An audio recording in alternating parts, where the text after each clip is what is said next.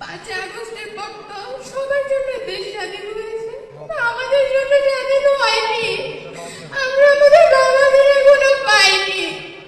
যতদিন পর্যন্ত আমার বাবা সহ আমার সকল ছাত্রদেরকে আমরা ফেরত না পাবো, ততদিন পর্যন্ত আমাদের জন্য দেশ স্বাধীন হবে না। আমরা এই স্বাধীন দেশে হাঁটতে পারবো না, ততদিন পর্যন্ত বলবো না আমরা স্বাধীন, কারণ আমরা আমার বাবাদেরকে পাইনি, আমরা তাদের হাতটা ধরতে পারিনি। আমাদের হাজারো কথা, হাজারো স্বপ্ন, হাজারো ইচ্ছে মাটি চাপা পড়ে গেছে। বাবাকে নিয়ে হাজারো কথা ছিল, যা বাবাকে বলা হয়নি, সুযোগ পাইনি বাবাকে বলার।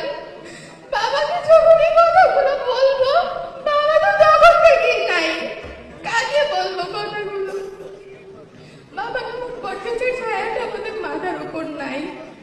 আমি আশা করব তারেক রহমান চাচ্চু এই সেই বটগাছের ছায়াটা হয়ে আমাদের পাশে থাকবে। আমার এতটুকুই চাওয়া চাচ্চুর কাছে, তিনি আমাদের পাশে থাকুন, আমাদেরকে